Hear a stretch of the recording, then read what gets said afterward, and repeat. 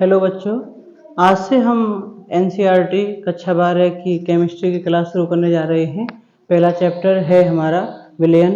वैसे पहला चैप्टर ठोस अवस्था होता है, लेकिन सिलेबस रिड्यूस हो जाने के कारण ये चैप्टर हटा दिया गया है। तो अब आपका पहला चैप्टर है विलयन। यहाँ से हम शुरुआत करेंगे। शुरू करने से पहले मैं एक बात आपसे कहना चाहूँगा। पहली बात तो ये है कि आप रेगुलर क्लास करें। दूसरी बात ये है कि आप जो है अपनी नोटबुक और पेन साथ लेकर के बैठें, जिससे कि आप सारी चीज़ों को साथ के साथ नोट करते चलें। वीडियो में अगर आप थोड़ा सा तेज लगे, नोट ना कर पाए, तो उसे पॉज करके और फिर नोट कर सकते हैं। कुछ छूट जाए तो उसे पीछे करके वापस करके फिर से उसे देख करके नोट कर सकते हैं, लेकिन नोट जरूर करना है। सिर्फ देखने से काम नहीं चलेगा, आपके पास आपके सेल्फ नोट्स होने ही चाहिए। ठीक है, ये चीज़ें मैं आपसे चाहूँगा पढ़ने के दौरान। और सिलेबस क्या है, कितना हट गया है, कैसे पेपर रहेगा, उस सब के बारे में पिछली वीडियो में बता चुका हूँ, जो कि प्लेलिस्ट में पड़ी हुई है। आप वहाँ जाकर उसे देख सकते हैं जिन्होंने नहीं देखी है। तो चलिए शुरू करते हैं। पहला चैप्टर है हमारा विलयन। विलयन को अंग्रेजी में कहते हैं सॉल्यूशन। विलयन क्या होता है? दो या दो से अधिक पदार्थों का समांगी मिश्रण जो होता है वो विलयन कहलाता है। देखो, एक होता है समांगी मिश्रण और दूसरा होता है विषमांगी मिश्रण। समांगी मिश्रण और विषमांगी मिश्रण क्या होता है? जैसे हमने पानी में चीनी मिलाई, पानी में चीनी मिला दी तो पूरी तरह से घुल जाएगी। और जिस भी बर्तन में मिलाया है, जितने भी पानी में मिलाया है, उस सब में हर एक जगह उसके गुण एक समान होंगे, यानी मिठास एक बराबर रहेगी सब जगह, अच्छी तरह से घोल लिया जाएगा तो। और दूसरा, जैसे हम पानी में बालू मिला दें, पानी में बालू, या हम ऐसे करें कि रेत में कंकड़ मिला दें, रेत में कंकड़, तो ये सब जो है एक समान नहीं रह सकते। तो ये तो हो जाता है समांगी मिश्रण, जब सब जगह उसके कण एक समान हो। और ये हो जाता है आपका विषमांगी मिश्रण, जब कणों का वितरण पूरे मिश्रण में अलग अलग हो। ठीक है, तो ये समांगी और विषमांगी आपका क्लियर हो जाता है। तो विलयन हम किसे कहेंगे? समांगी मिश्रण को ही विलयन कहेंगे। और कैसा समांगी मिश्रण? दो या दो से अधिक पदार्थों का समांगी मिश्रण क्या कहलाता है? विलयन। उसमें दो पदार्थ भी हो सकते हैं और दो से अधिक भी हो सकते हैं। जैसे कि जल में चीनी मिला दी जाए, तो जल में चीनी मिलाने पर उसका जो मिश्रण बनेगा उसे हम कहेंगे, जल में चीनी मिलाने पर उसका जो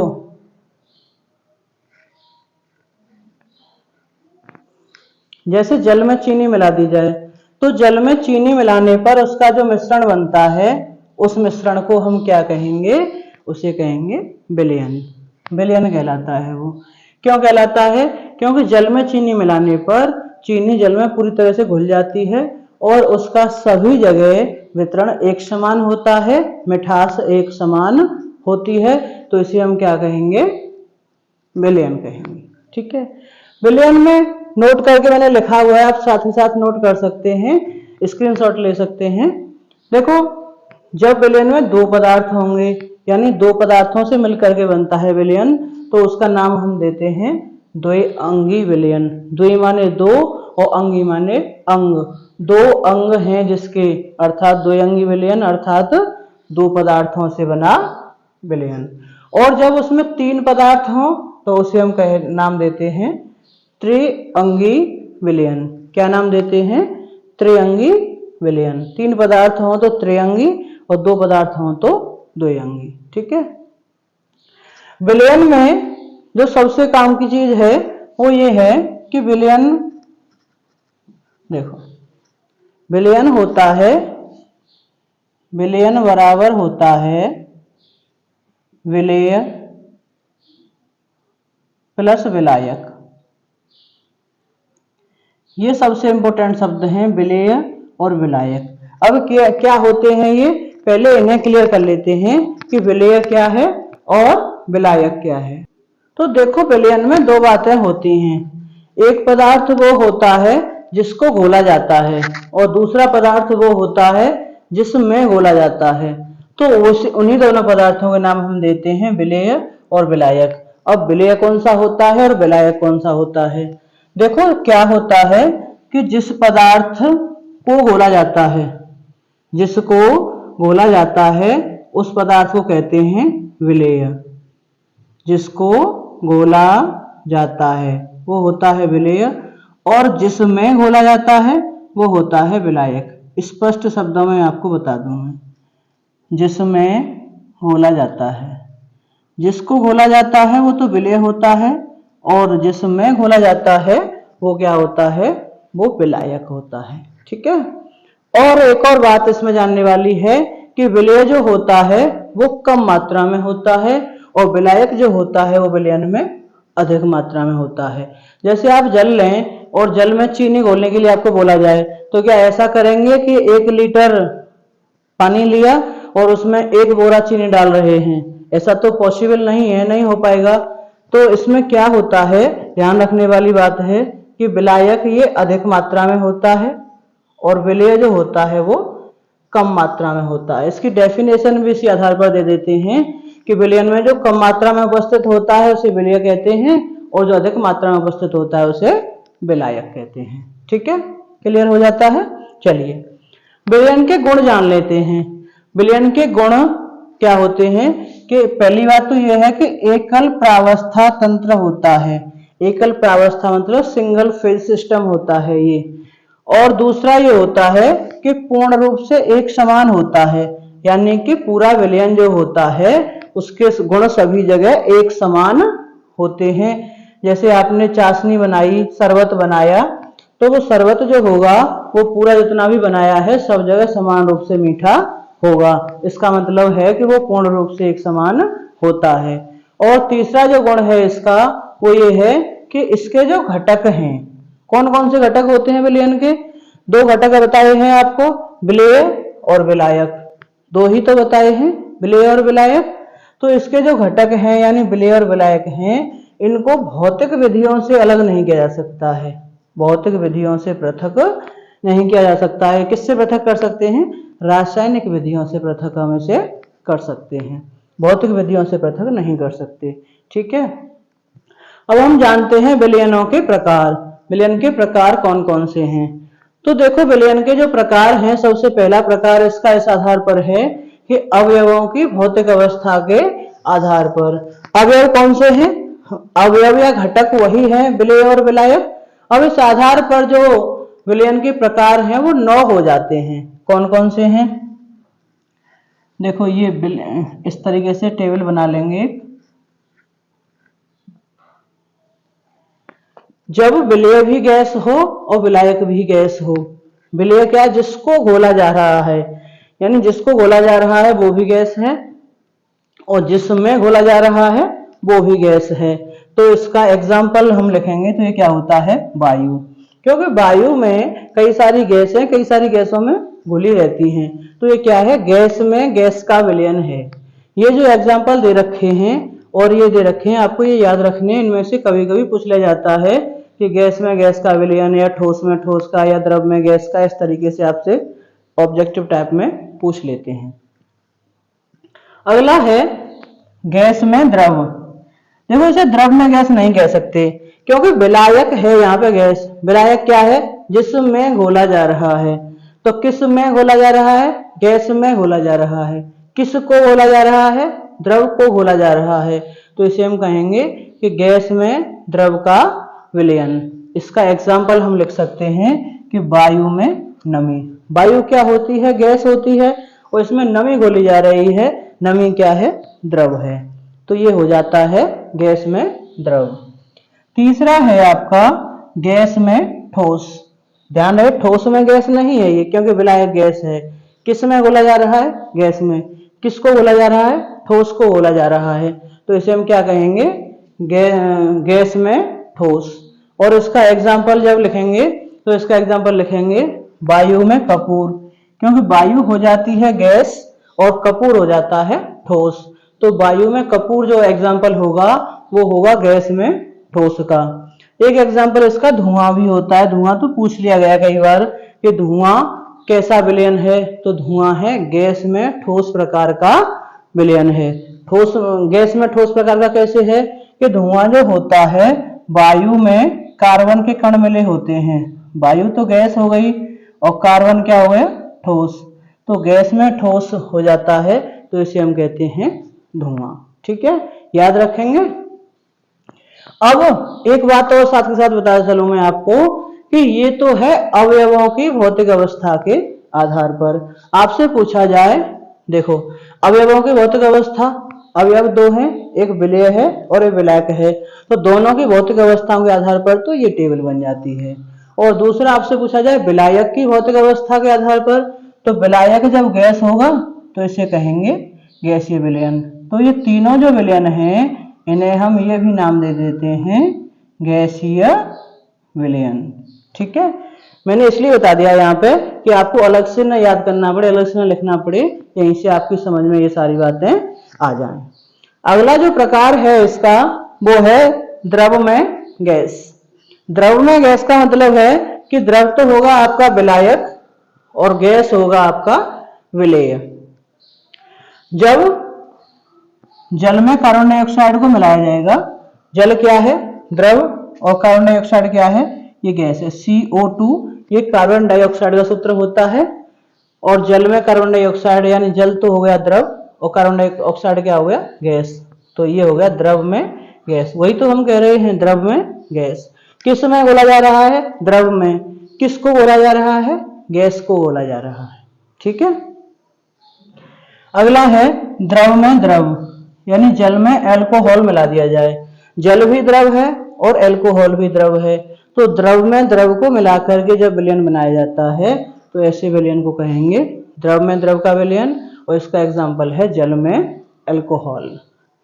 इसी प्रकार द्रव में ठोस मिला दिया जाए, जैसे कि जल में नमक मिला दिया जाए, तो आपका जल तो द्रव है और ठोस क्या है? आपका नमक है। नमक ठोस को द्रव जल में मिला दिया जाए तो इसे कहेंगे द्रव में ठोस का विलयन, और इसका एग्जाम्पल क्या होगा? जल में नमक। ठीक है, अब इसी आधार पर जो हमने गैसीय विलयन लिखा है, ये तीनों जब ये गैस विलायक इसमें द्रव है तो इन तीनों को हम क्या नाम दे देते हैं? हम दे देते हैं द्रव विलयन। क्या नाम देंगे? द्रव विलयन। ठीक है, यहां से दो प्रकार आपके एक साथ याद होते जा रहे हैं। ठीक है, अगला है ठोस में गैस। ठोस में गैस मिलाया जाए तो इसे हम कहेंगे, देखो ठोस तो हो गया इसमें विलायक और विलय कौन सा हो गया? गैस।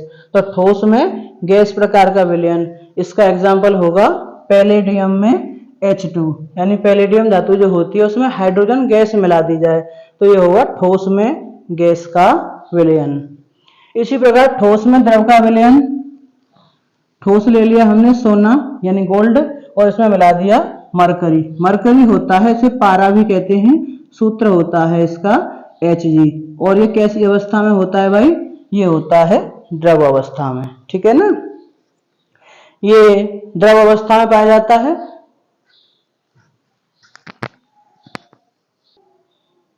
ये द्रव अवस्था में पाया जाता है।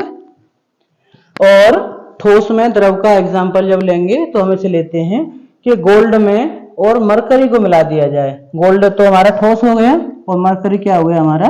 ये द्रव हो जाता है। ठीक है, लास्ट जो नवा प्रकार बचता है ठोस में ठोस, इसका एग्जाम्पल है पीतल। पीतल कैसे है इसका एग्जाम्पल ठोस में ठोस? पीतल जो है वो एक मिश्र धातु है। पीतल धातु नहीं है, क्या है? मिश्र धातु। मिश्र धातु क्या होता है? जिसमें दो या दो से अधिक धातुएं एक निश्चित अनुपात में मिला दी जाती हैं, उसे हम कहते हैं मिश्र धातु।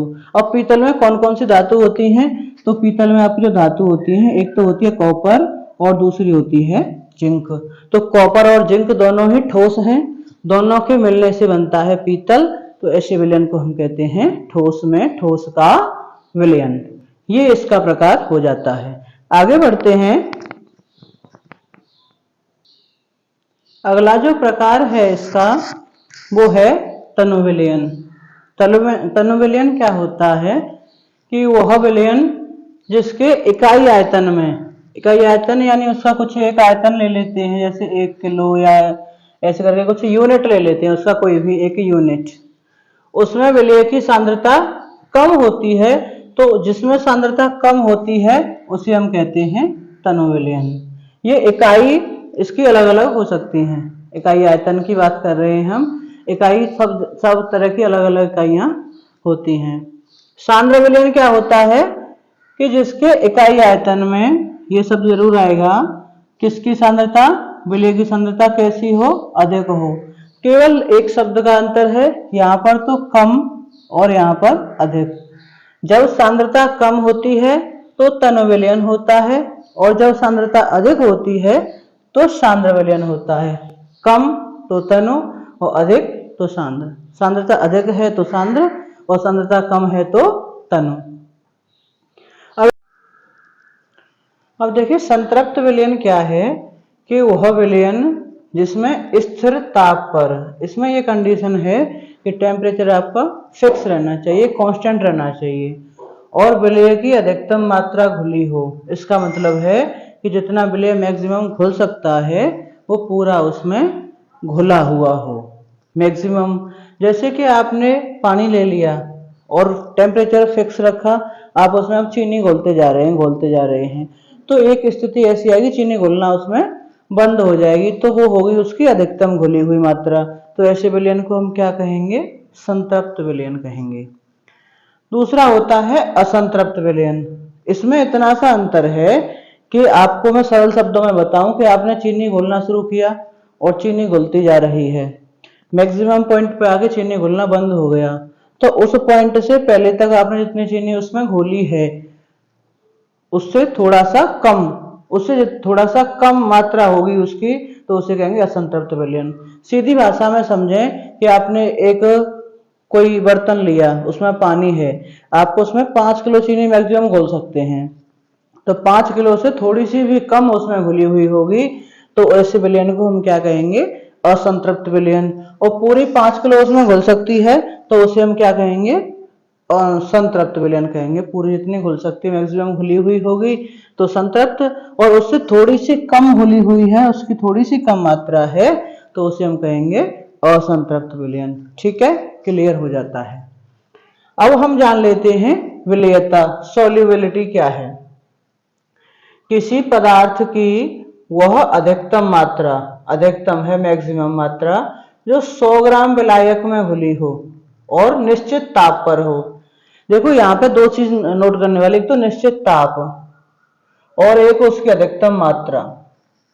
किस में घुल रही हो, 100 ग्राम विलायक में। विलायक की मात्रा 100 ग्राम रहेगी और टेम्परेचर फिक्स रहेगा, तो विलेय की या पदार्थ की जितनी मात्रा उसमें मैक्सिमम घुल सकती है वो क्या कहलाती है, उसकी विलेयता कहलाती है। ठीक है ना, 100 ग्राम विलायक में निश्चित ताप पर जो विलेय की या पदार्थ की अधिकतम मात्रा घुल सकती है उसे हम क्या कह सकते हैं, विलेयता कहते हैं उसकी। अगला पॉइंट है आपका गैसों की द्रव में विलेयता। अब देखो इस डेफिनेशन को जानने के बाद कई सारे विद्यार्थी कह सकते हैं कि गैसों की द्रव में विलेयता ही क्यों बता रहे हैं हमें, और भी तो होते हैं कि ठोस की द्रव में विलेयता या द्रव की द्रव में विलेयता, गैस की द्रव में विलेयता ही क्यों पढ़ रहे हैं, क्योंकि इस पर आधारित हम एक नियम पढ़ने वाले हैं, इसलिए हमें गैस की द्रव में विलेयता को पढ़ने की आवश्यकता हो रही है, इसलिए हम इसे पढ़ रहे हैं। तो गैसों की द्रव में विलेयता क्या होती है, ये जो अलग अलग गैसें हैं उनमें द्रव की विलेयता अलग अलग होती है। जैसे कोई ऑक्सीजन गैस है, कोई नाइट्रोजन है, कोई सल्फर डाइऑक्साइड, कार्बन डाइऑक्साइड है, हर एक गैस में जो द्रव की जो विलेयता है वो अलग अलग होती है, भिन्न भिन्न होती है। आप इसे एक तरफ से नोट करके लिख सकते हैं। अगली जो इंपॉर्टेंट बात है जिसमें से आपको पूछा जा सकता है कि गैसों की द्रव में जो विलेयता है इसको प्रभावित करने वाले कारक कौन कौन से हैं। गैसों की द्रव में विलेयता को प्रभावित करने वाले कारक से मतलब है कि जो जो चीजें उसे प्रभावित करती हैं, जिनसे उसकी मात्रा, उसमें घुलने की दर घट सकती है या बढ़ सकती है। तो देखो इसमें पहला पॉइंट होता है गैसों की प्रकृति। गैस की जो प्रकृति है वो निर्भर करती है कि गैस की द्रव में विलेयता बढ़ेगी या कम घुलेगी या ज्यादा घुलेगी। तो गैस की प्रकृति से मतलब है कि जो गैसें विलायक के साथ मिलकर के यौगिक बना लेती हैं, आसानी से यौगिक बना लेती हैं, वो उसमें ज्यादा घुलती हैं। और जो गैसें विलायक के साथ मिलकर के आसानी से यौगिक नहीं बनाती, वो गैसें उसमें कम घुलती हैं। ये मतलब है गैस की प्रकृति से।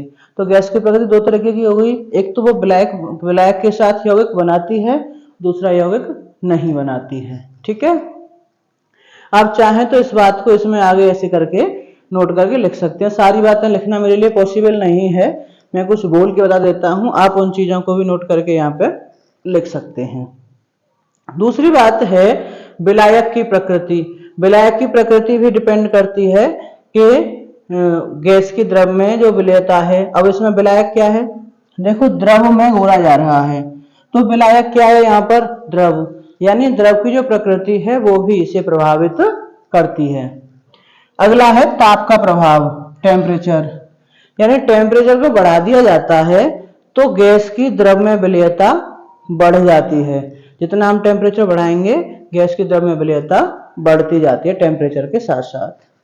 इस बात को आप नोट करके लिख सकते हैं इसमें एक डेफिनेशन बना करके इसे। अगला है दाब का प्रभाव। दाब का प्रभाव क्या होता है, जैसे जैसे दाब बढ़ाया जाता है तो गैस की द्रव में विलेयता बढ़ जाती है। यानी ताप और दाब दोनों ही सकारात्मक प्रभाव डालते हैं। ताप डालने पर भी गैस की द्रव में विलेयता बढ़ती है और दाब डालने पर भी गैस की द्रव में विलेयता बढ़ जाती है। ठीक है, चलिए आगे बढ़ते हैं। अब जो इस चैप्टर का पहला इंपॉर्टेंट टॉपिक है वो है हेनरी का नियम।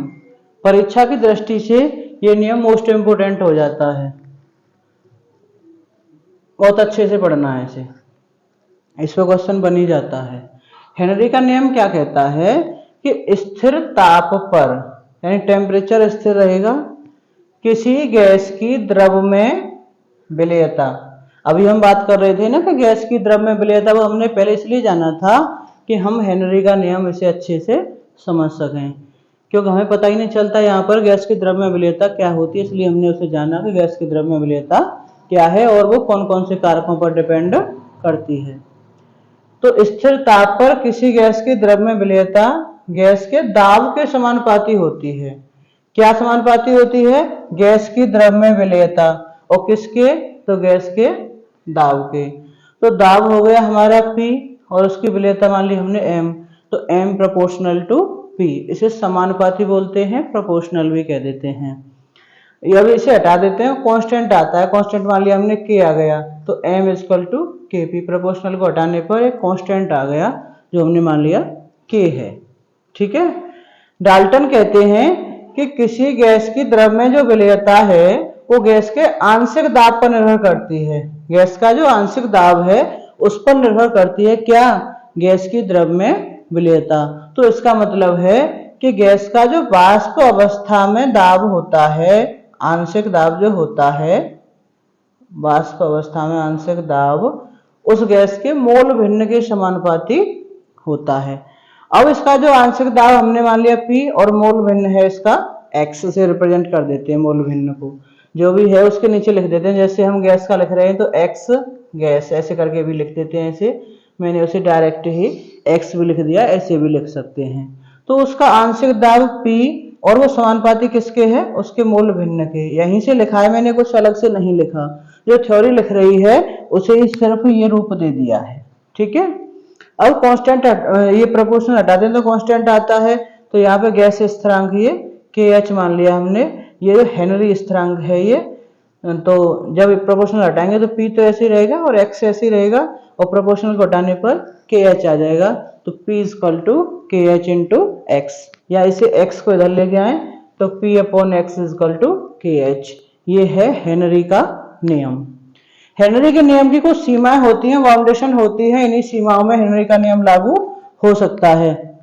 तो हेनरी का नियम तब लागू होता है जब दाब बहुत ज्यादा ना हो, तब लागू होता है जब ताप यानी टेम्परेचर बहुत कम ना हो, यानी दाब बहुत ज्यादा नहीं होना चाहिए और टेम्परेचर बहुत कम नहीं होना चाहिए। और तीसरी और इम्पोर्टेंट बात यह है कि गैस जिस विलायक में है, जो द्रव की हम बात कर रहे हैं, उस द्रव में बहुत कम विलेय हो, यानी उसमें बहुत कम विलेय हो, घुले कम उसमें। ठीक है, ये हेनरी का नियम और उसकी सीमाएं हो जाती हैं।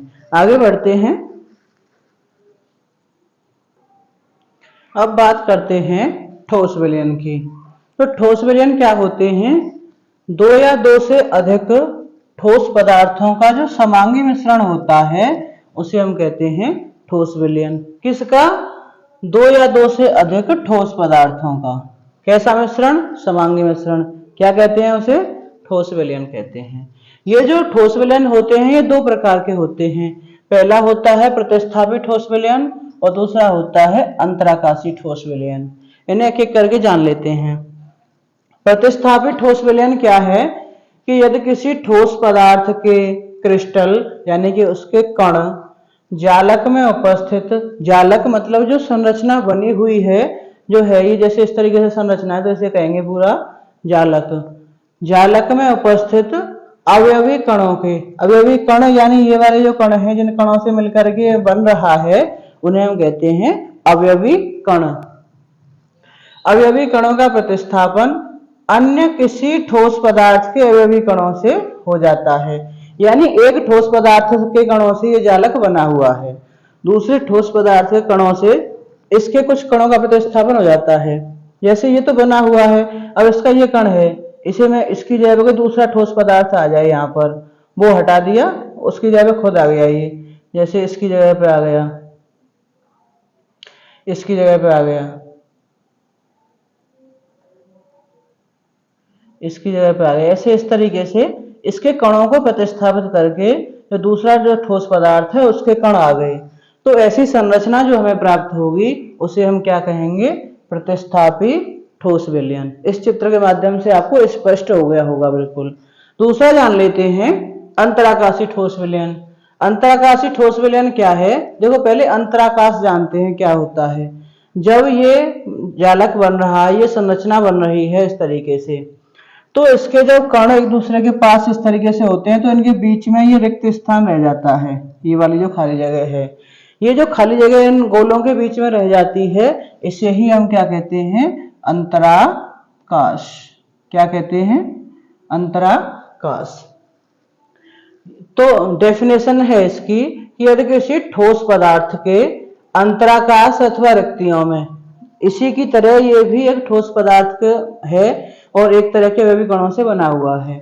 अब इसका जो अंतराकाश है यानी जो रिक्तियां हैं, जो खाली जगह है इनके गोलों के बीच में, उनमें किसी दूसरे ठोस पदार्थ के अवयवी कण आ जाते हैं, इन रिक्तियों में आ जाते हैं। पहले क्या था कि वो गोले स्थानांतरित हो जाते हैं, हट जाते हैं, लेकिन यहाँ पे वो गोले नहीं हट रहे, उनके जो रिक्त स्थान है इनमें आ जाते हैं। जैसे यहाँ पर आ गया किसी दूसरे पदार्थ का कण, यहाँ पे आ गया, मान लो यहाँ पे आ गया, यहाँ पे आ गया, इस तरीके से जब ये आ जाते हैं, इस प्रकार से जो हमें संरचना प्राप्त होती है उसे हम क्या कहते हैं?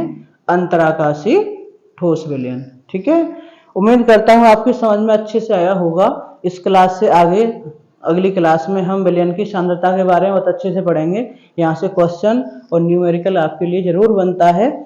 और अगर आपकी समझ में कोई बात नहीं आ रही है तो आप कमेंट बॉक्स में मुझे बता सकते हैं, या मैं आपको एक नंबर प्रोवाइड करा दूंगा, आप उस पर मुझे व्हाट्सएप करके भी अपनी क्वेरी बता सकते हैं। कोई भी समस्या हो बेझिझक आप कमेंट बॉक्स में बताइए, मैं हर एक कमेंट का रिप्लाई करने का पूरा प्रयास करूंगा। आज की क्लास में बस इतना ही। बहुत बहुत धन्यवाद।